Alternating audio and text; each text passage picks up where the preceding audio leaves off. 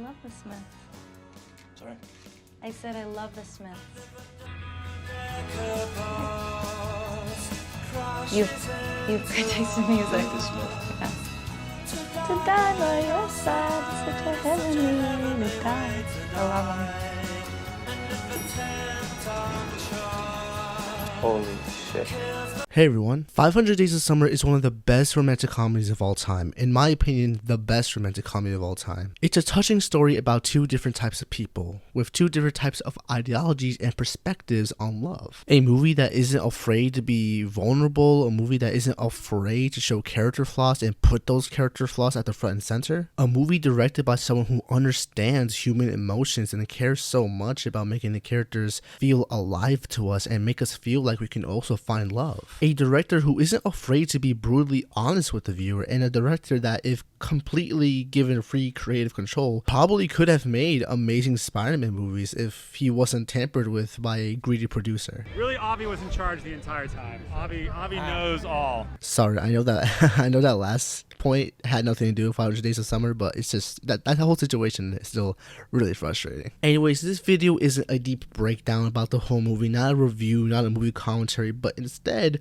a video fueling fire to an ongoing debate that seems that this movie can't seem to get over or brush off. Who is the villain of 500 Days of Summer? This movie in the last couple of years has gotten a resurgence of popularity thanks to TikTok and edits with that Smith song, which makes complete sense because the younger generation will definitely connect to a movie like this. It connected to my angsty, hormonal teenage self when I was a teenager as well. But the contents of these TikToks themselves are just heartbreaking. It's all about, oh, Tom was actually the bad person in the relationship because he knew Summer wasn't looking for something serious, blah blah blah, or Summer was actually a villain because she did this, that, let him on, whatever. And every time I watch these TikToks, I feel like the point of the movie has just flown over everyone's head, kind of. So I gotta step up, I decided, let me put my foot down and let me end this debate real quick.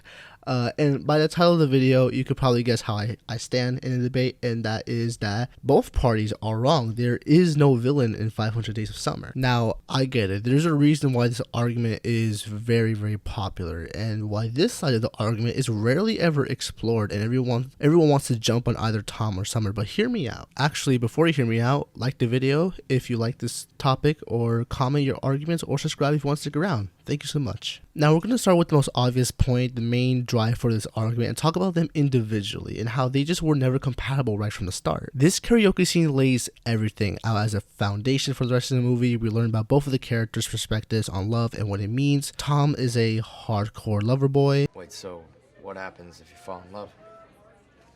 What? You don't believe that, do you? Believe what? It's love, it's not Santa Claus. There's no such thing as love, it's fantasy. Well, I think you're wrong. What is it that I'm missing then? I think you know it when you feel it. Summer, as Tom's friends puts it. You're a dude. She's a dude. Okay, seriously, Summer is more loose, more chill about the idea of finding something serious, and is kind of a pessimist when it comes to love. I think relationships are messy and people's feelings get hurt, and who needs it? We're young. Might as well have fun while we can and leave the serious stuff for later. There's no such thing as love, it's fantasy. The way this scene plays out is very subtle and a kind of a hint of foreshadowing. Tom has been cheesing this entire conversation. He has this glow to him. Summer's more relaxed, more toned down, is able to go from serious to jokey in an instant. This is, in my opinion, a subtle foreshadow for this entire dynamic when it came to love. He feels it, she didn't. And the ending itself even supports this. Tom ended up being right about the debate. Summer fell in love, but it just wasn't with him. Okay, so this karaoke scene sets up everything. The dynamic between the two lovers, the perspectives and ideology, the differences of how they view things. Any sane set of people will not pursue each other after this conversation because they obviously are so different, but these people are not sane and we can't have a movie without them. So like I said, there's only one scene where we can see hints of this never working out, so let's look at another scene. Okay, so in this scene, Tom and Summer are hanging out at a bar and some idiot comes and tries to harass Summer, and they brush it off until the idiot calls Tom Summer's boyfriend, which then I guess something just pops up in Tom and he feels the need to punch him in the face and then immediately regrets it when Anyways, they head back home and talk about what just happened. This whole section is just another example of their incompatibility, and Summer reiterates that they are just friends, and Tom isn't having any of it. No, don't pull that with me. Don't even try to... This is not how you treat your friend. Kissing in the copy room, holding hands in IKEA, shower sex. Come on, friends my balls. I just don't want to release. Well, you're not the only one that gets a say in this. I do too. And I say we're a couple. God damn it.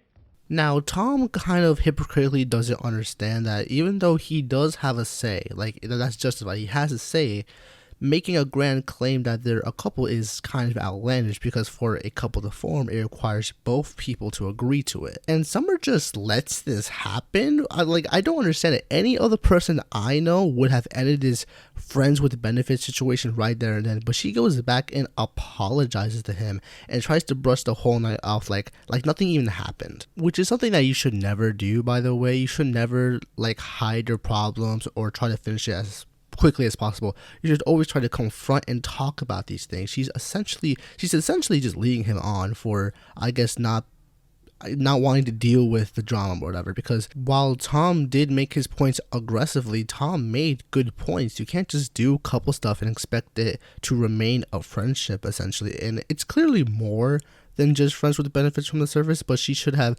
ended things with Tom much earlier than she did in the movie. And even though I am hagging on Summer a lot here, Tom, you're not in the clear either, mister. We should really talk about those unrealistic expectations and borderline obsessive boundary crossing that you're putting on Summer. Let's take a look at this next scene that is hilariously appropriately called on YouTube, Tom realizing all of the signs. In this scene, Tom is reflecting upon everything that has just happened in the last couple of months. He starts to realize that everything was leading up to this, and after Tom and Summer watch this movie, Summer is emotional. And I think this comment points it out really well. They both came out of that movie in very different moods. Tom was really happy and Summer was crying, again emphasizing their difference on love. Summer probably realized in that moment that Tom isn't the love of her life and that she's just delaying the end of the situationship and leading him on a borderline a waste of time, let's be honest. And Tom is clearly too oblivious to what she's feeling right now. He started talking about an artist and a mixtape that he made for her that she clearly brushes off because she never listened to it. And even though he knows something is up, he still tries to hold her hand and plan the thing for them to do next, like dinner, being completely tone deaf and just, again, letting his unrealistic expectations of this situation, this love, whatever, blind him. But then Summer just kisses him goodbye for no reason. Like, come on, you're still leading him on. Like, again, these two have different views, and I think these are two people who should have never gotten romantically involved, because this is what happens when we get incompatibility. They have different mindsets, different viewpoints. They just were not compatible. They should have never done anything. These characters are very flawed and vulnerable people, and they try to stretch out a relationship to the very thinnest that they can, which now leads us to the film's ending. This is an interesting conversation. There are no filters. They don't have to be afraid of hurting each other's feelings. Essentially, they can basically criticize each other without any issues. You never wanted to be anybody's girlfriend, and now you're somebody's wife. I don't think I'll ever understand that. I mean, it doesn't make sense. It just happened. Right, but that's what I don't understand. What just happened? I just woke up one day and I knew. Knew what? What I was never sure of with you. By the way, damn, Summer, I know that's something that he needed to hear, but talk about being an asshole, Jesus. Anyways, this is a perfect way to summarize everything. Tom was right in the end, and Summer had her own destiny, her own end of love scenario, and it's just that it just wasn't the person we all thought it would be. And Tom is such an interesting character to me because he's clearly someone who, in my opinion, is someone who needed to work on himself before jumping into any kind of relationship. That's why he puts so much on Summer and expecting things to be at least exactly the way he wanted.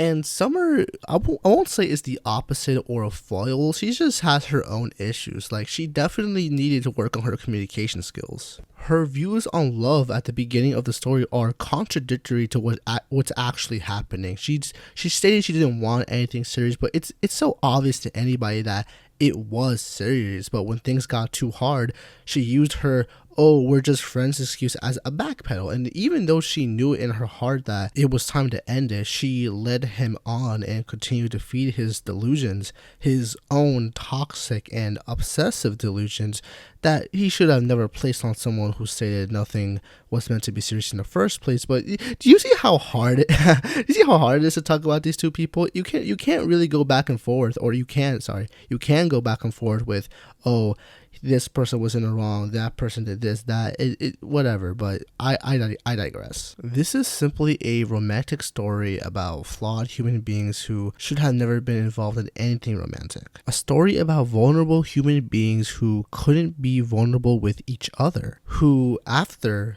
their relationship with each other were able to do better and be better. Two people who just couldn't make things work out. Two people who just weren't right with each other. Two people who just were not compatible with each other. This is a story with no true party at fault. A story where there is no villain. In conclusion, there is no villain in 500 Days of Summer. Whew, alright, this one was a doozy to edit for sure. There's a lot of problems with this one. Specifically, YouTube clips are barely in HD for this movie, so I just wanted to bring out the best content for you. I really enjoyed making this video. This was a really, really fun video to make. Really good topics. I was just really like, I was just kind of getting annoyed, you know, about the constant blaming on, oh, this character, that character, or whatever, right? Anyways, if you enjoyed the video, can you hit like? If you want to stick around, support me in the future, subscribe. I plan on making more this is my first argument essay, kind of. All my other essays were talking about themes or whatever. This is like the first one that's really about describing a point, I guess. So yeah, expect that in the future.